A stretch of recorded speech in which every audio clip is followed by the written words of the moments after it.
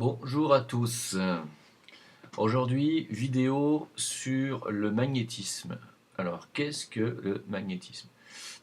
Je rappelle avant toute chose que donc j'ai créé ce Facebook Jim le Veilleur pour que vous puissiez me poser vos questions directement et qu'on puisse partager davantage d'informations. Donc Jim, J-I-M, plus loin, le Veilleur en un seul mot. J'accepte tout le monde, pour l'instant j'ai refusé personne.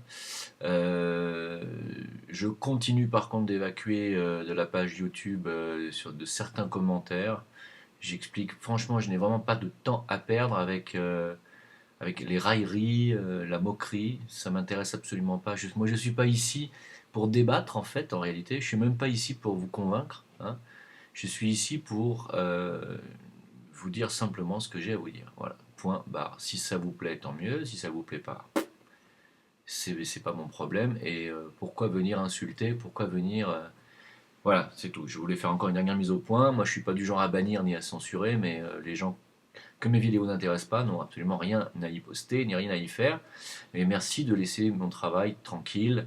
Et les gens qui ont envie d'écouter et de lire, de les laisser également tranquilles. C'est pas la peine de nous insulter, hein, et de vous moquer de nous si ça vous parle pas. Et ben écoutez, continuez à voter Manuel Valls et puis foutez-nous la paix. Voilà, c'est dit. Donc, magnétisme, champ magnétique, enfant indigo. Alors, ça pourrait être un question-réponse numéro 4. D'ailleurs, on va faire ça sous forme de question-réponse numéro 4. Alors, vous allez dire, oui, mais en ce moment, dites donc, tu fais beaucoup de vidéos. Alors, oui, parce que je suis en vacances. J'ai du temps. Là, j'ai un peu de temps devant moi. Donc, j'en profite, hein, je peux vous répondre pleinement. Il y a aussi des questionnements par rapport, alors pourquoi les enfants, les élèves sont si mal adaptés au système scolaire. Alors d'accord, ça c'est une question qui ne me concerne pas directement, mais quand même ça peut être assez intéressant puisqu'on parle des enfants indigos. Euh, je vais commencer par ça. En fait, le système scolaire est ainsi fait pour vous faire rentrer dans le moule, en fait, voulu par le système, hein. Donc dès que vous commencez à sortir du cadre qu'on veut vous imposer, vous n'intéressez pas le système, ou alors vous lui faites peur, ou alors quoi qu'il en soit, vous êtes plus ou moins rejeté, hein. Et vous vous sentez rejeté, vous vous sentez incompris et vous ne comprenez pas ce que vous faites dans le système scolaire. Alors bon, vous comprenez bien que je suis bien placé pour vous en parler. En tant qu'enfant indigo moi-même, j'ai vraiment été pour moi incarcéré pendant des années dans le cycle scolaire. Pour moi, j'étais en prison, hein. N'étant pas du tout fait pour me lever le matin, ça a été une torture. Jusqu'à midi, midi et demi, les cours pour moi, je ne sais pas ce que j'ai appris entre 8h30 du matin et midi et demi. Je ne me rappelle de rien du tout. Je me rappelle que des cours d'anglais, des cours de physique, de sciences naturelles et de français. Voilà, je me rappelle à peu près. Et d'histoire, un peu des cours d'histoire. Mais sinon, le reste, les mathématiques, il y a vraiment des élèves qui ne sont pas du tout faits pour ça. Il faut savoir que les mathématiques s'appliquent uniquement aux gens qui sont hémisphère gauche, que les gens qui sont hémisphère droit, ça leur parle absolument pas. Euh, donc le but de tout ça, de vouloir imposer les mathématiques dans nos écoles, c'est pas de développer l'intellect, puisque les mathématiques ne servent pas à développer l'intellect spécialement. Euh, c'est qu'on veut développer l'hémisphère gauche et on veut faire taire l'hémisphère droit, c'est-à-dire on veut faire taire les gens intuitifs, hein. L'hémisphère droit correspondant à l'intuition, aux artistes aussi, hein. Donc c'est pas un hasard, hein, tout ceci. Encore une fois, on est dans un pays très cartésien. La France a toujours été un pays de scientifiques, mais la lumière peut très bien venir également de l'hémisphère droit et des artistes et des gens intuitifs, hein. Et le but, le réel de la France dans le monde est d'apporter la lumière de la connaissance dans le monde. Et la lumière de la connaissance, ça peut aussi être la lumière spirituelle, hein. Or, notre élite satanique, maçonnique, parce que ce sont les mauvais francs-maçons qui gouvernent la France, hein, c'est pas les bons, hein.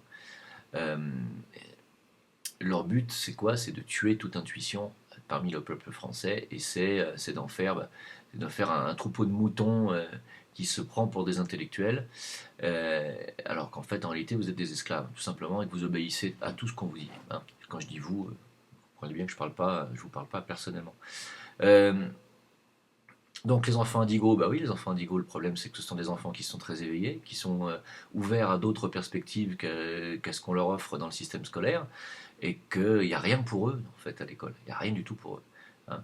Donc bah, ils s'ennuient. Voilà, ils s'ennuient. Et quand on s'ennuie, qu'est-ce qu'on fait quand on est enfant? Bah, on fait des bêtises, hein. On fait des bêtises ou on déprime même, on peut déprimer, on peut se sentir tellement rejeté, on peut devenir violent, on peut devenir voilà, apathique, on peut devenir voilà. Donc ça, c'est le problème du système scolaire français. C'est un pays tellement cartésien et tellement comment dire, sous contrôle en fait à ce niveau-là que bah, les gens intuitifs n'ont qu'une seule alternative, hein, c'est partir. Hein. Voilà, c'est ce que j'ai fait perso. Voilà. Deuxio, alors on va revenir sur le magnétisme. Donc par rapport à la guérison et au magnétiseur, il faut savoir qu'on confond souvent pas mal de choses. On confond dans le magnétisme, on confond le prana, en fait, vous savez que le prana, c'est-à-dire le rayonnement éthérique de tout corps vivant. Par exemple, il y a du prana solaire que nous absorbons nous-mêmes en tant qu'être humain par le biais de notre corps éthérique et par notre organe qui est la rate. Hein. Nous absorbons aussi le prana terrestre, d'accord? C'est-à-dire cette énergie vitale terrestre, nous absorbons ce prana. Et nous en avons également. Nous avons un prana personnel, le prana humain. Et quand quelqu'un pose la main sur quelqu'un d'autre, ce que vous sentez une chaleur. En général, à 99%, ce que vous allez sentir, c'est ce rayonnement pranique en fait de la personne. Donc c'est uniquement sa chaleur, sa chaleur humaine, si vous préférez, et c'est son énergie, son corps vital en fait. Il y a des personnes qui ont un corps vital plus puissant que d'autres. Chez les sportifs notamment ont un corps vital très puissant par rapport aux non-sportifs. Euh, donc on confond souvent, quand quelqu'un vous dit j'ai la main chaude, regardez comme j'ai des dons de magnétisme, ça n'a rien à voir, rien à voir, rien à voir. Le rayonnement pranique n'a rien à voir avec le champ magnétique que nous avons.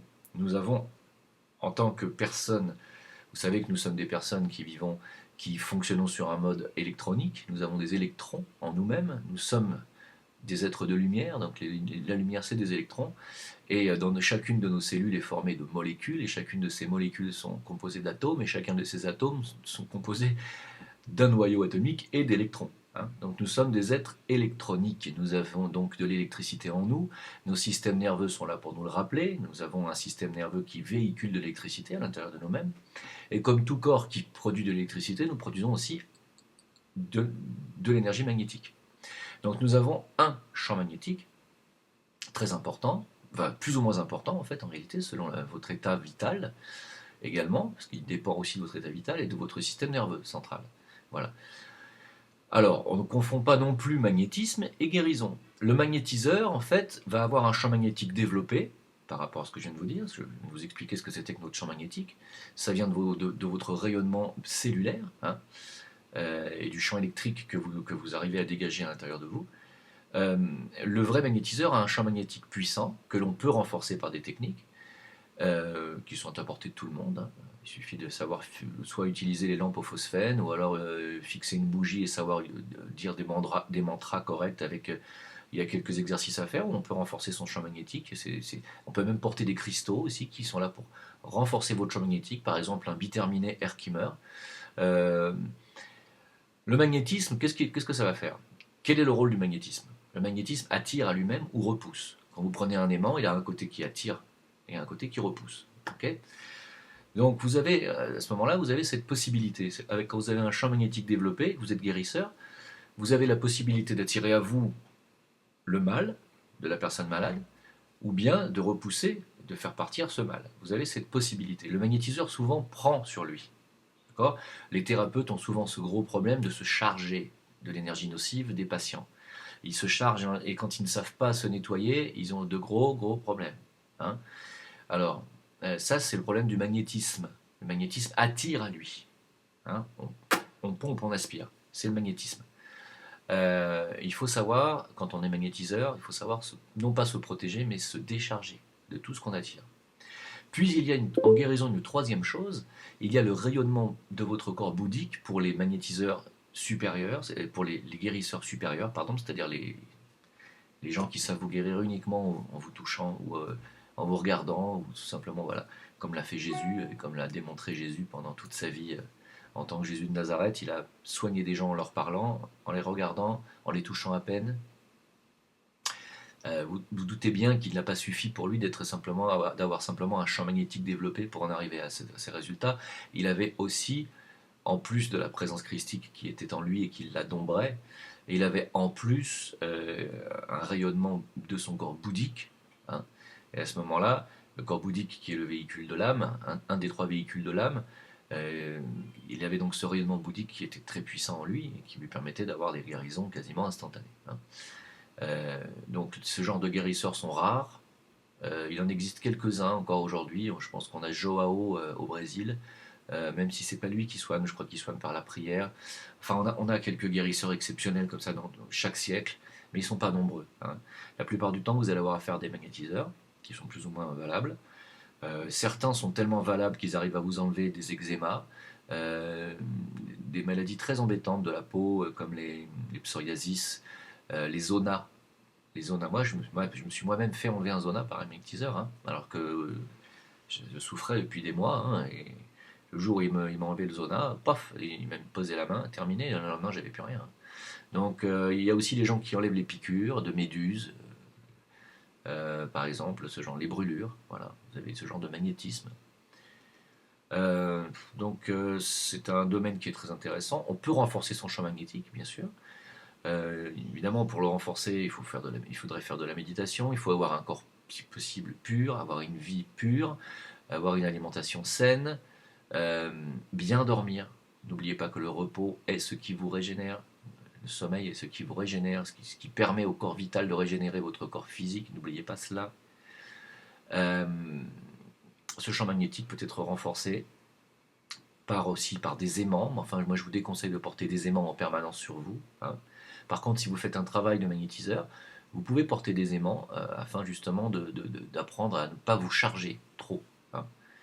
Ensuite, ces aimants doivent également être nettoyés. Hein. Sinon, pour les cristaux, c'est encore une très très bonne idée. Il y a aussi les appareils à orgonite. Je parlerai de l'orgonite dans une prochaine vidéo. Je vais la faire dans la prochaine vidéo. L'orgonite qui a été inventé par le Dr Reich, je crois, et qui permet la transmutation de toutes les énergies négatives en positives, mais y compris en haute atmosphère, qui permet de dissiper les chemtrails, vous voyez. Donc la puissance de l'orgonite, qui est un mélange de cristaux et de métaux, de roches, de pierres, tout ça inclus dans une forme qui peut être à la fois une pyramide ou n'importe où, simplement un galet en résine. Tout est mis dans une résine et en fait c'est un objet qui va vibrer très très positivement. Je vous conseille de faire une petite recherche sur l'orgonite et je vais bientôt refaire une vidéo sur ça et même en poster sur le Facebook, poster des liens parce que c'est très important en ce moment d'avoir des appareils à orgonite chez soi. Voilà, vous pouvez même apprendre à en fabriquer, hein. Moi je l'ai fait moi-même, hein. J'en ai même vendu à une époque parce que j'avais beaucoup de demandes et j'ai arrêté d'en vendre parce qu'un jour une personne m'en a acheté 8 gros appareils. Je faisais des pyramides à l'époque et je faisais des pyramides à peu près de cette taille, des grosses pyramides hein, de 3 kilos, avec des cristaux, des métaux à l'intérieur, etc. Il en a pris 8 le même jour. Il est parti en voiture avec, il les a mis dans son coffre et au bout de 100 km, son moteur, alors que sa voiture était neuve, a fondu.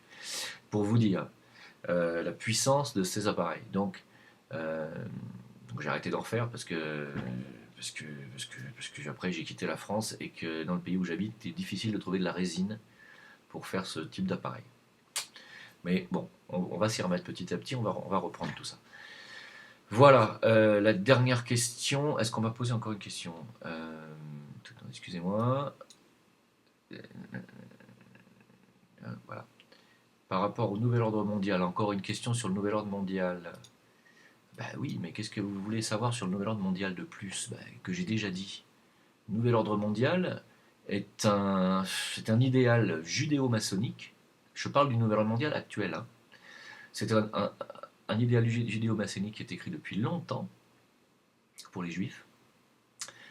Et pour eux, le nouvel ordre mondial, c'est le jour où Jérusalem sera la capitale du monde et où les autres pays seront, la puissance des autres pays sera inexistante. Voilà. Et c'est ce qu'on est en train de nous imposer petit à petit, ce nouvel ordre mondial messianique ou noachique, je crois, pour trouver le mot exact. C'est ça. Alors qu'en réalité, le nouvel ordre mondial, spirituel qui doit vraiment apparaître sur cette planète est un nouvel ordre mondial basé sur les justes relations humaines, sur le juste commerce équitable et sur la juste rétribution de l'argent et des richesses dans le monde. Vous voyez qu'on en est très très loin.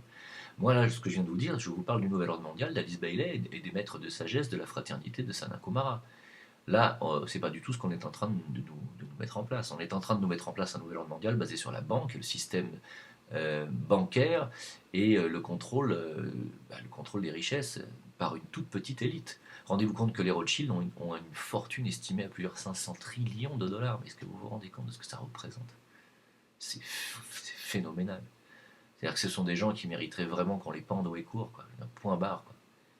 Il faudrait des lois internationales pour que personne ne puisse avoir une fortune supérieure à 1 milliard de dollars ou d'euros, ce qui est déjà gigantesque. Avoir 1 milliard d'euros, mais qu'est-ce que vous faites avec 1 milliard d'euros? Mais vous allez faire quoi? Vous allez sur la Lune? Qu'est-ce que vous faites avec 1 milliard d'euros? Pendant qu'il y a des gens en bas de chez vous qui sont en train de crever, qu'est-ce que ça vous fait d'avoir 1 milliard d'euros sur votre compte? Moi, j'aimerais bien savoir ce que les gens riches pensent de cette idée d'avoir 1 milliard d'euros, tandis qu'il y a des milliards de gens qui n'ont rien. Je sais pas. Moi, personnellement, je comprends pas. Voilà. Je ne comprends pas. Vous avez eu la chance d'avoir un karma qui vous a permis de gagner beaucoup, beaucoup d'argent et de vivre dans l'opulence et d'avoir cette richesse, et vous ne la rétribuez pas au reste de l'humanité. Tout ce que vous pensez, c'est détruire les gens qui en trop. Vous trouvez qu'on est trop nombreux, donc il faut nous détruire. Pourquoi? Pour continuer à vivre tout seul en haut de votre pyramide d'or et de diamants. Et puis qu'est-ce que vous allez faire quand vous serez tout seul? Comment vous sortirez les poubelles? Qui c'est qui va venir vous les ramasser quand vous serez tout seul tout en haut? Voilà, c'est un sujet qui a tendance à me rendre un peu nerveux. Je suis pas communiste pour autant, mais j'arrive pas à comprendre que des gens puissent avoir des milliards d'euros et continuer à vouloir en engranger uniquement pour eux-mêmes.